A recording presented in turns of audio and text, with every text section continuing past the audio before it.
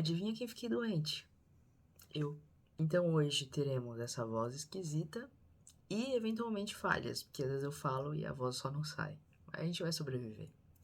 Hoje o tópico é recuperar o hábito de ler, a paixão pela leitura e a melhor leitura de 2024 pra mim, que foi essa belezura aqui, A Casa do Marcerulho.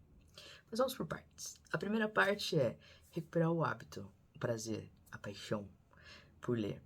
Eu acho que pra gente é sempre essencial descobrir, antes de começar uma coisa nova, descobrir porque a gente parou ela, né? Nem é começar uma coisa nova, na verdade. Mas o fato é, se a gente fazia e a gente parou, por que a gente parou? Vai saber, né? Eu acho que o fator comum pra todo mundo é a vida. A questão é que a gente trabalha, estuda, faz 70 mil coisas ao mesmo tempo, e quando as coisas apertam, quando a gente precisa fazer o mínimo necessário para continuar levando tudo adiante, assim, em frente, a gente falha com o básico que é a gente. Então a gente abre mão de uma coisa que a gente gosta muito para conseguir fazer aquilo que é muito básico. Por exemplo, a gente para de ler para conseguir ter energia suficiente para trabalhar, porque é o que vai pagar as nossas contas no final do mês. Isso é super triste, se a gente for parar pra pensar, mas pode acontecer com N coisas. Por exemplo, quando você tá doente, às vezes você não tem energia para fazer tudo. Você vai ter que escolher entre limpar a sua casa e trabalhar. Você vai fazer o quê? Você vai trabalhar porque você precisa pagar as contas da casa pra ela continuar lá. Então, assim, ser adulto é horrível. Muito horrível. E essa é uma das questões, né, que levam a gente às vezes a parar de ler. Não foi só isso que me levou a parar, foram várias coisas, mas eu acho que é o que no dia a dia mais atrapalha, sabe? Então, eu criei meio que uma rotina. Então, eu faço primeiro o que eu quero fazer, com certeza.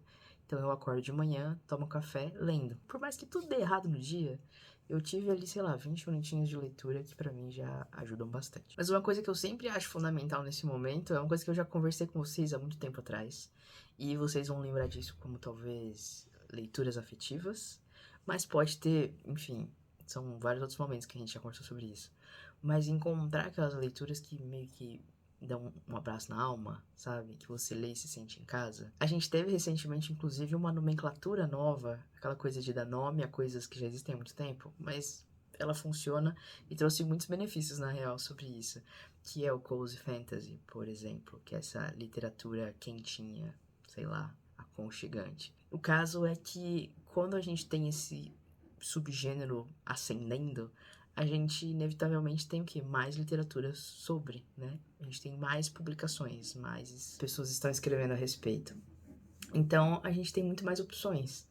E numa delas entra A Casa do Marcerulho, que é um livro já um tanto mais antigo, na real.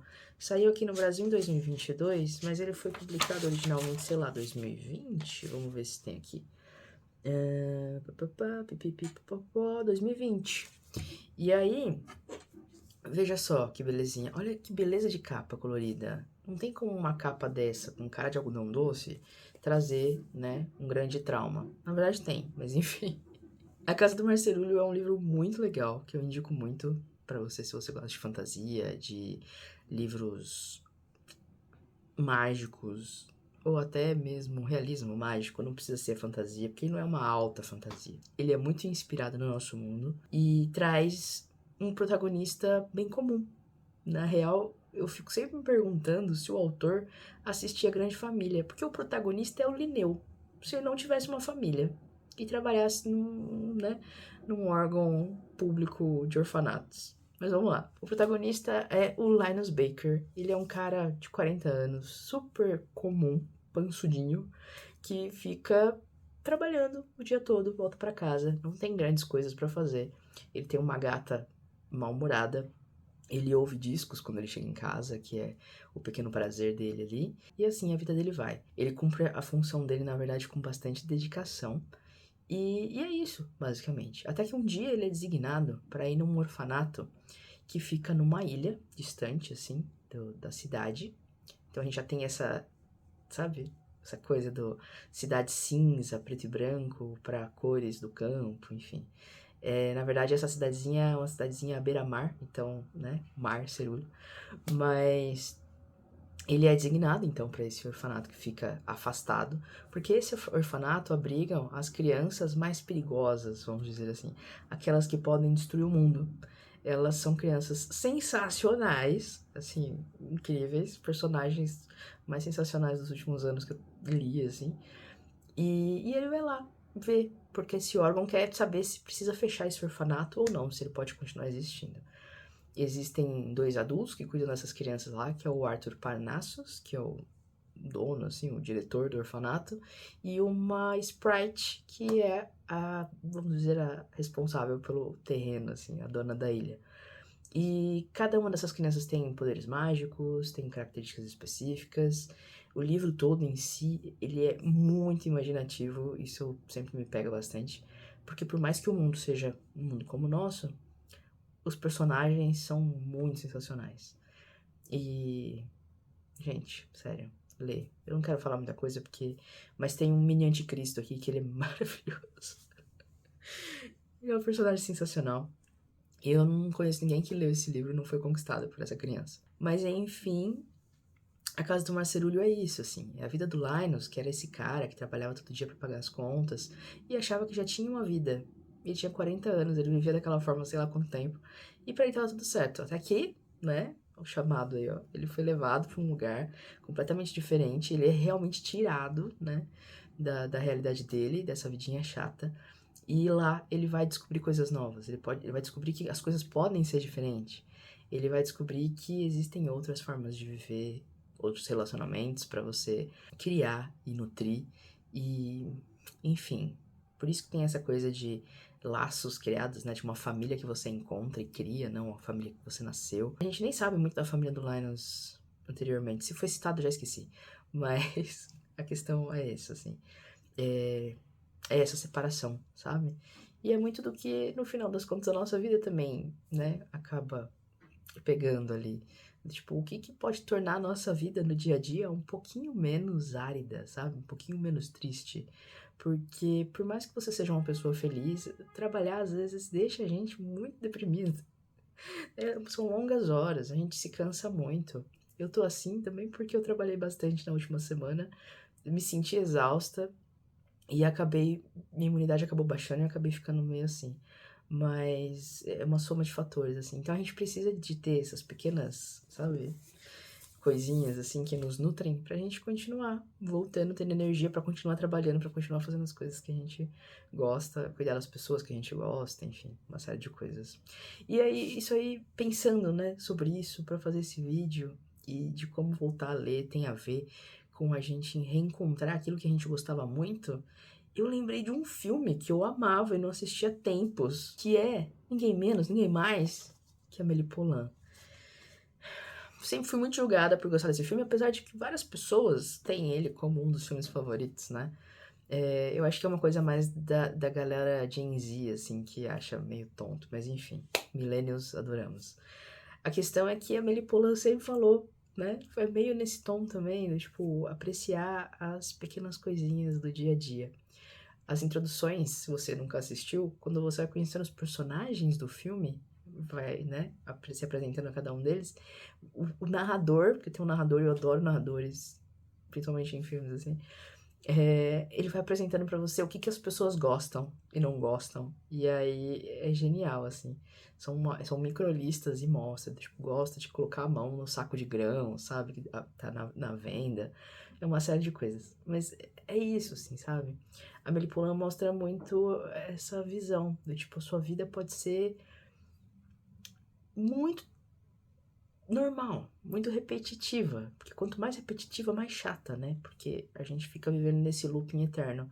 Você precisa se tirar desse loop. Você precisa fazer coisas diferentes pra poder sair. Tem tipo um senhorzinho que fica preso numa casa, né, no apartamento dele, porque ele tem aquela doença que é ossos de vidro, sabe? Ele pode se machucar, enfim. Ele tem os móveis todos com coisas pra ele não bater, uma série de coisas. Só que aí o que acontece é que ele não sai, ele não vê o mundo. Ele vive dentro de casa pintando quadros. E aí a Amélie começa a trazer pra dentro da casa dele um pouco do mundo externo, sabe? Ela vai tentando levar pra vida das pessoas essa beleza das pequenas coisas. E no final a gente não tem uma Amélie. Então seja sua Amélie e leve você mesmo pequenas alegrias pra sua vida. No caso, com o que mais te agradar. No meu caso, fantasia, literatura de ficção especulativa ou filmes inspiradores nesse estilo da Amélie Poulain. Quanto mais a gente consome, mais a gente cria também, porque tudo que entra tem que sair, sabe? Uma coisa meio assim. Então, quanto mais repertório a gente tem, mais a gente consegue colocar pra fora e conversar com pessoas e ter novas referências, conversar com pessoas que tenham pontos de vista diferentes também é muito importante. Eu acho por isso que eu sempre acabava sendo empurrada de volta pra cá, porque eu conheci tantas coisas através dessa plataforma e tantas pessoas enfim, não sei nem como explicar. Mas era uma janela mesmo, uma porta, assim, de conhecimento que foi fechada. E a vontade era óbvio reabrir. E aí, quando a gente se sente preenchida, é mais fácil suportar algumas tristezas da vida que são bem comuns e cotidianas, né? Porque, de novo, ser adulto é horrível. Mas é isso que tem pra hoje. E eu tenho tentado reinserir isso na minha rotina. Então, quando eu posso, eu corro na hora do almoço no Sesc e vou pegar livros. O último que eu peguei foi esse aqui, ó. A Grande Loja de Sonhos, que é um grande surto maluco. E é perfeito, justamente por isso. Essa capa é incrível, né? Eu nem sabia do livro e peguei justamente pela capa, confesso. Mas é exatamente o tipo de livro que eu adoro. Assim como A Casa do Marcerulho, são grandes surtos e são perfeitos por isso. Fazer essas pequenas loucuras, sabe? Tipo, não vai dar tempo? Ah, talvez dê. Tô cansada, mas vou mesmo assim. Vai numa exposição sem saber sobre o que é. Mesmo que você não entenda nada, sabe? Uma hora você vai entender.